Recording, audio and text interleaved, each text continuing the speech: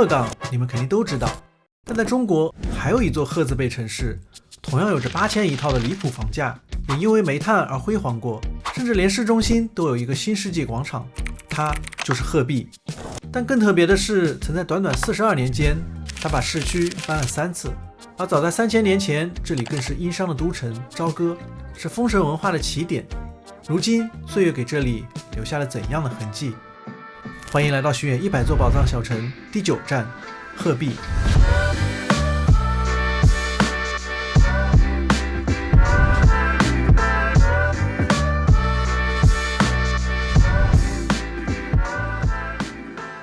来到如今的新市区，此时如果你打开地图，你会发现这里的城市骨架像棋盘一样，道路横平竖直，一条中央公园贯穿南北。在这里，鹤壁把理想城市变成了现实。鹤壁的第一站和鹤岗一样，我来到了新世纪广场。这座千禧年建成的广场承载着人们每天的休闲娱乐活动。遥控的，我还以为他自己开着呢。这个世纪广场上有一个标志性的建筑，钟楼吧，非常的高，这比我看过的钟楼都要高。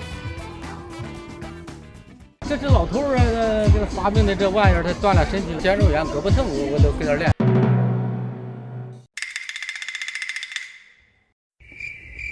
他们这个斑马线蛮特别的，非常立体，而且还是个 Y 字形。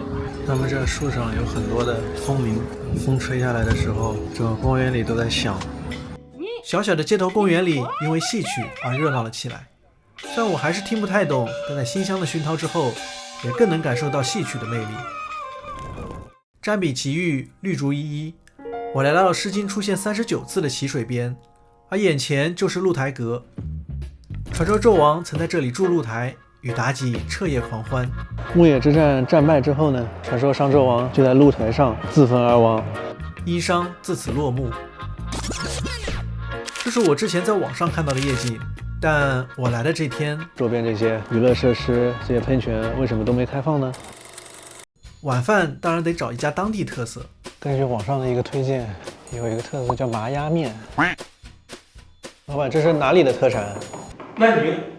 哪里？南京啊。南京啊。因为这个鸭肉啊，北方一般的以前都不行，只有在南方比较行。别说我记得我小时候家里面养个鸭，那时间吧，农村吧也不知道鸭子生病干啥，死了以后，你要是死个小鸡儿，死个鸡子，他们都杀着吃了。但是你要死个鸭子，都提着都卖。我这个鸭肉的卤法不一样啊，包括这个面呢，从那边是细面，到咱这变成粗面，这个配方上稍微加改变。经过老板不断的改良，如今也应该算是鹤壁的一道特色了。鹤壁租车一天竟然只要30多，但更离谱的是，现在就让我们一起回到鹤壁开始的地方。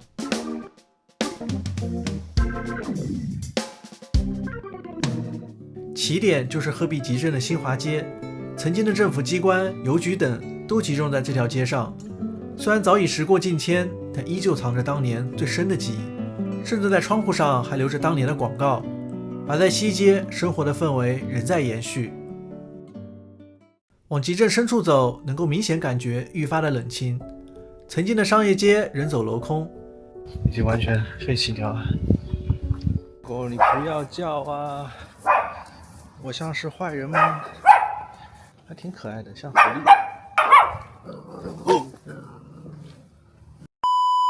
在一个巷子里，我还甚至走进了一处老房子。原来的家具都在，碗、床、柜子都有，还有电话。有一种强烈的感觉扑面而来，生活曾经在这里浓烈的存在过，然后静悄悄的离开了。但巷子对面又是另外一种反差。过来转转。你几岁了？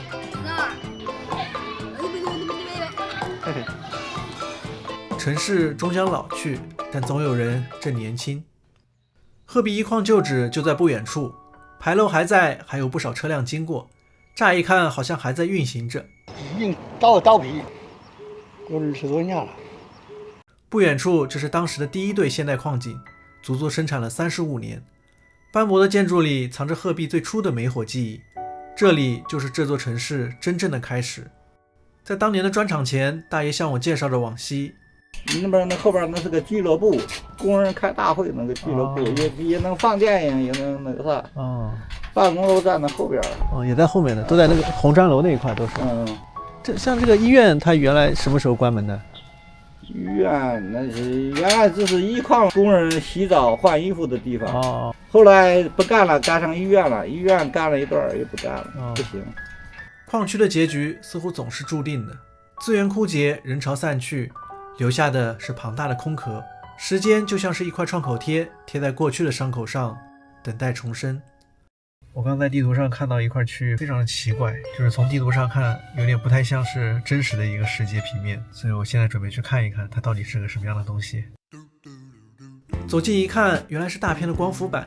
这片曾经的荒山，如今也成了另一种意义上的绿洲。因为鹤山区的光热资源呢，相对比较丰富，每年可以满足8万多家庭1年的用电量。之后，我来到鹤山区的一处小区，现在是晚上7点05，小区里非常安静。上面还有一栋好奇怪，拿砖头给封死了，好像那是一户人家，给封了一半。这个窗户也有点奇怪，只剩一点点窗户露在外面。正巧碰到一位阿姨。这边。对啊，不是的。这边房子是不是现在很便宜了？1、2万一套啊？是不是这个情况？是这情况，但是都不卖，是吧？我一开始以为这块会很荒凉，但是这个区弄得不错。现在，它是那农村有那都搬进来。城镇化了就是现在这个风貌看起来也一点都不像煤城的感觉，这绿化特别多。但是你到晚上看都是黑的。就是晚上没人住是吧？你咋准备在这儿买房呢？我看看吧，也许未来有机会。来到第2个老市区山城区，老城的感觉似乎就是这样。这个山城区的人比我想象中的多很多啊。鹤梅医院、帝王广场，这些应该都是当时最热闹的地方。河螺面，我想这肯定是当地的特色吧。骨汤打底，红油汤汁，大块羊肉，一个字绝。波蕊可乐，波蕊口乐。不过我有一个疑问。我想找一个有那种房价信息的。几经波折，终于在拐角里找到了一些。路过山城路，我还发现这边这几个楼都挺新的，也就1600到2000左右，没装修的毛坯是13万，太幸福了吧，住在这里。曾经的巷子，如今也都焕然一新。改造前全是那种低矮的小房子，红六巷里走一走，爱情事业双丰收。街头公园也承载着当时的记忆。之后我来到了春一巷，两侧墙面以及建筑都被各种漫画给装扮了。不过就是这条街没有树，特别的晒。要论生活气息，还得是老城，可能这也是一种集体记忆吧。现在准备去东边的一个叫李家大院，比较上书府的地方。这是鹤壁现存最完整的明清大宅之一，比山西乔家大院还早200年，又被称为中原小故宫。别看大院外表朴素，但5座大院并列，内部9门相照，非常的精致。这儿的女儿楼也很有特点，是当时千金居住的楼房。在稍围楼旁还有一处地牢。哇，确实非常窄，人在里面进去的话，基本上站不起来，直不起腰。不过这里的露台，你想上去也并不容易。这里不只是宅院，还曾是农民夜校、指挥部。一座院落藏着家族的记忆，也记录着战争年代的故事。离开老市区，让我们一起回到县城。第一站浚县，古城黎阳。这里保存着完整的古城肌理，至今已有2200多年的历史。我现在已经来到了浚县古城外面，这个桥就是云溪桥，5孔的石拱桥，然后底下流淌的这个水呢就是渭河。走进古城，中间的地标就是文治阁。右手是传统的古建，左手呢是近代的2层苏式小楼。找家吃的感觉很难，现在吃一些螺蛳粉之类的。虽然我也能吃螺蛳粉，但是有点奇怪。我在古城慢慢的逛了很久，东西大街最为热闹，而南北大街更贴近当地的生活。但是你从来也不记得其实一开始我不知道浚县的浚怎么念，但是记了好几次都没有记住，现在是终于是深刻的记住了，这个字要念浚县。放学的时间，街道上人来人往，人间烟火在这里并没有消失。甜的吗？甜的。撒上都是甜的，不撒上都不甜。古城还有一个1年1度的春节庙会，最高流量能达到900万人，是华北规模最大的古庙会。浚县子馍当然不能错过，在南门附近有很多，鸡蛋加上肉末，外皮焦脆，确实非常的好吃。古城东边的大劈山上有一座石窟很出名，这也是中国最早、北方最大的摩崖石刻。我觉得他们也是可以像中山陵修缮的时候，在外面贴一个佛像。这次修缮也是580年以来最大的一次修缮，也是建国后最大的一次。虽然看不到佛像，但香火依然很旺盛。怎么全是手印子呢？我开始以为这是不是红色掉漆了。山上还有很多的寺庙道观，他们共同见证了浚县的辉煌历史。离开浚县，我来到了祁县，它就是朝歌故都真正的所在地。